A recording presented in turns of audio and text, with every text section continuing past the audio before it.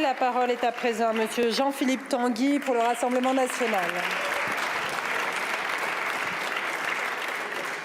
Merci Madame la Présidente. Monsieur le Premier ministre, officiellement, Monsieur Lecornu, vous ne faites absolument rien et votre gouvernement ne sert à rien sinon maquiller la faillite macroniste sur tous les sujets. Mais officieusement, Monsieur Lecornu, vous avez un goût particulier pour signer à Matignon des décrets qui sont autant de coups de poignard contre les Français. Un coup de poignard d'abord dans le dos, avec votre décret sur les certificats d'économie d'énergie, 2 milliards d'augmentation des factures sur le carburant, le fioul, le gaz, l'électricité. Le groupe Rassemblement national attend toujours vos excuses publiques sur les mensonges à ce sujet. Mais surtout, Monsieur le Premier ministre, coup de poignard dans le cœur, avec le décret de mise en démantèlement de Fessenheim, signé comme par hasard un jour férié, le 1er mai, pour passer inaperçu. Évidemment, pour passer inaperçu, puisque vous ne voulez que personne constate le sabotage de Fessenheim. Fessenheim est le symbole le plus révoltant de votre cynisme, de vos mensonges et de votre incompétence. Tous ici, vous avez une responsabilité directe dans la fermeture de Fessenheim. Vous savez que vous avez menti. Vous savez que Fessenheim n'aurait jamais dû fermer. Et vous l'avez quand même fermé. Et vous voulez que son démantèlement soit sans retour. Pourquoi ? Pour cacher votre mensonge d'État. Vous avez menti pour gagner les élections avec les Verts, pour satisfaire l'Allemagne, la Commission européenne et pour vous soumettre à tous les vampires qui raquettent les Français. Non seulement, Monsieur le Premier ministre, vous avez menti, mais vous persistez dans le mensonge. Ce décret le prouve. Marine Le Pen avait dit la vérité à l'élection présidentielle. Fessenheim pouvait redémarrer et vous avez menti.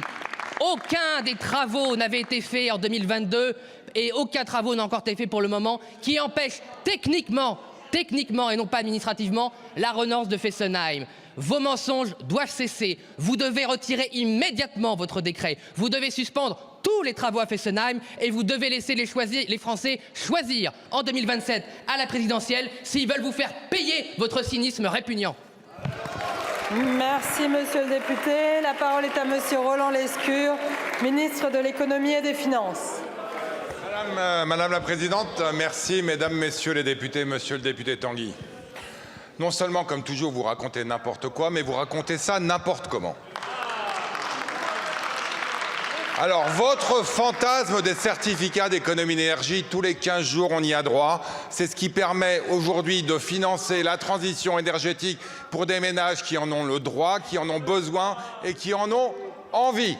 Aujourd'hui, on vend 30% de véhicules électriques en France, plus que dans beaucoup de pays en Europe. Ces véhicules, ils sont faits en France et en Europe dans des industries françaises. C'est pas grâce à vous, c'est grâce à nous. Sur le nucléaire, Monsieur Tanguy, vous parlez de quelle, Madame Le Pen ? Celle qui disait que le nucléaire était dangereux il y a 10 ans, ou celle qui finalement considère qu'aujourd'hui, il faut réouvrir une centrale dont tout le monde sait qu'elle est fermée.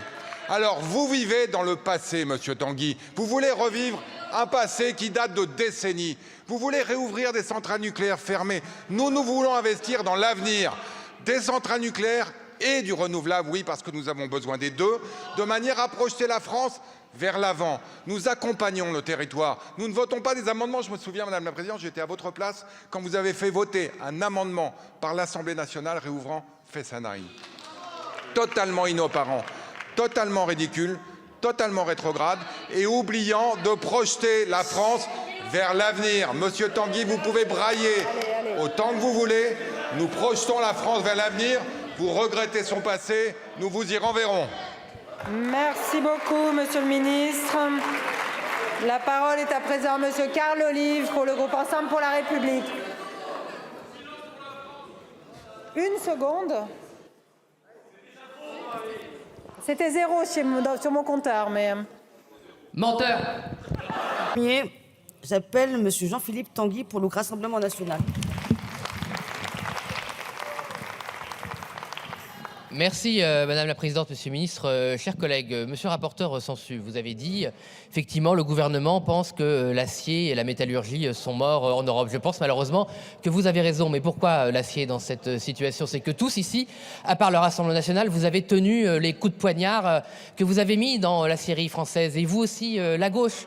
Et d'ailleurs, vous l'avez dit vous-même, Monsieur Sansu, par un étrange paradoxe. Vous avez dit, vous vous rendez compte, il y a une taxe carbone qui arrive. Elle est de 70 € la tonne, elle va être de 150 € la tonne. C'est intenable. Mais qui a prévu la taxe carbone qui s'applique à notre propre industrie et qui l'a tuée par rapport à la concurrence déloyale de l'Asie et du reste du monde. C'est évidemment les forces de gauche, aussi bien ici qu'au niveau européen, main dans la main, il faut le dire, avec le centre européen et main dans la main, il faut le dire, avec les PPE, j'ai nommé les LR. Les LR qui sont aujourd'hui les principales responsables de l'effondrement de l'aciérie en France et en Europe, car ils ont donné un outil industriel à Mittal. Il faut le dire, c'est l'UMP qui a offert sur un plateau l'aciérie européenne et française à Mittal, alors qu'Arcelor était une entreprise rentable. Arcelor était une entreprise innovante. Il n'y avait aucune autre raison à la cession d'Arcelor à Mittal, à part la corruption d'une partie de l'oligarchie française, main dans la main avec l'UMP. Vous l'avez offert et à l'époque,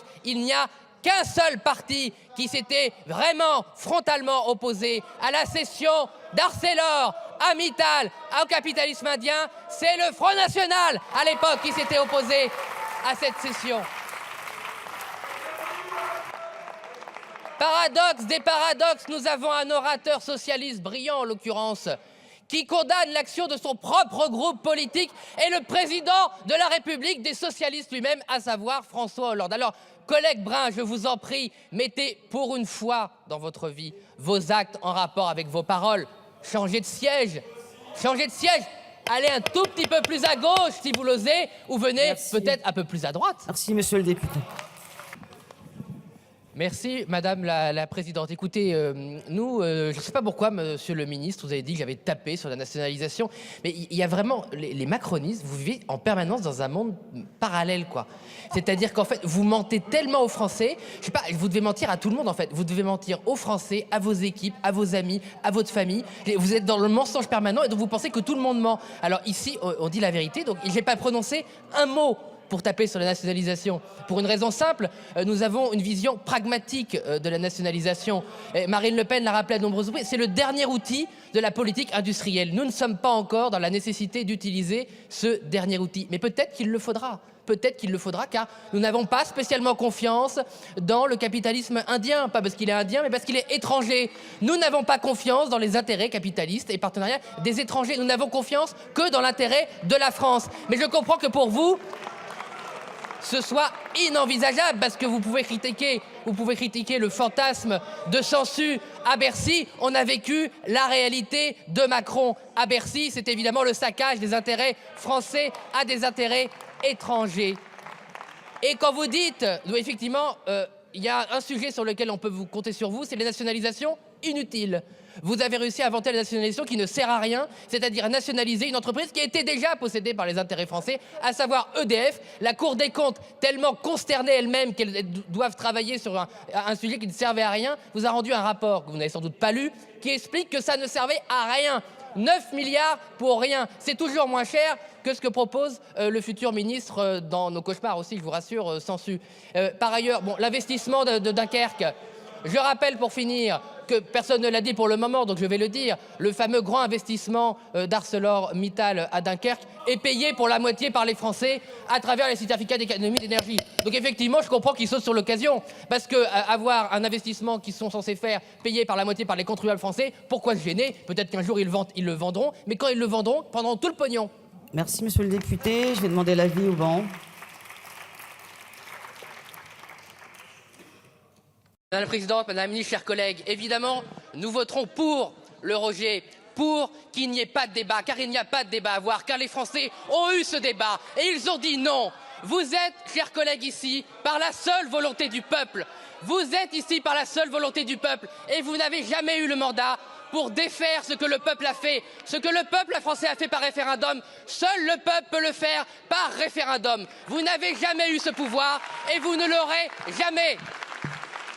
Vous ne faites jamais rien au hasard. Et si, malgré le vote des Français, vous avez imposé dans nos rues, dans nos mairies, sur nos ministères, dans cet hémicycle, derrière le président de la République, ce drapeau contre la volonté du peuple, c'est que vous méprisez le peuple français. Vous le méprisez et à chaque fois que vous apparaissez derrière ce drapeau, vous affirmez votre mépris. Mais qu'est-ce que vous avez encore comme respect du peuple français en Macronie pour imposer contre la volonté du peuple ce qu'il a refusé? Que vous le vouliez ou non, les Français ne partagent pas votre rêve d'étouffer les nations. Ils ne partageront jamais. Il n'y a que trois couleurs face auquel les Français s'inclinent devant leurs morts, dans leur école, dans nos cérémonies, le blanc, le bleu, le blanc et le rouge.